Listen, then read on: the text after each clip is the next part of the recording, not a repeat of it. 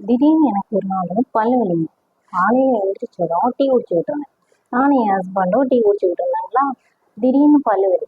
ஐயோ பல்லு பூச்சி பல்லுனால பிஸ்கெட் சாப்பிட்டேன். என் ஹஸ்பண்ட் கேட்டாரு, ஏன்ப்பா பிஸ்கெட் சாப்பிடல அப்படின்னு.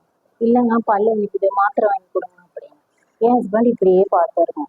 ஒன்றும் வாங்கி தரேனானோ இல்லை வாங்கி தர மாட்டேங்க, இப்படியே பார்த்தாருங்க. அவர் மட்டும் பிஸ்கெட் சாப்பிட்டு போயிட்டார். காலையிலேருந்து ஈவினிங் வரைக்கும் நான் எதுவுமே சாப்பிட்டேன். நைட்டு வாங்கி கொடுத்தாருங்க, மாத்திரை வாங்கி வந்து கொடுத்து இந்த போடுங்க சரின்னு சொல்லிட்டு நைட்டு மாத்திரை கொடுத்து காலையில் எழுந்திரிச்சு அதே மாதிரி டீ வச்சு கொடுத்துட்டு 2 பேரும் குடிக்கிற, நான் பிஸ்கெட் சாப்பிட்றேன். பல்லு வலி சரியாயிடுச்சா அப்படின்னாரு. சரியாயிடுச்சு. எப்படி சரியாகாம இருக்கும், மாத்திரை 110 ரூபா அப்படிங்கிறாருங்க. நான் அப்படியே ஷாக் ஆயிட்டேன். காலையிலேருந்து ஒருத்தி பல்லு வலியோட கிடந்தேன், மாத்திரை வாங்கி தரல. நைட்டு வாங்கி கொடுத்துட்டு அந்த மாத்திரை சரியாயிடுச்சுன்னொன்னே 110 ரூபா மாத்திரை எப்படி சரியாகாம இருக்கும் அப்படிங்கிறாங்களே. ஸோ ஓகே, இது பிடிச்சிருந்துச்சுன்னா லைக் பண்ணுங்க. Okay, thank you.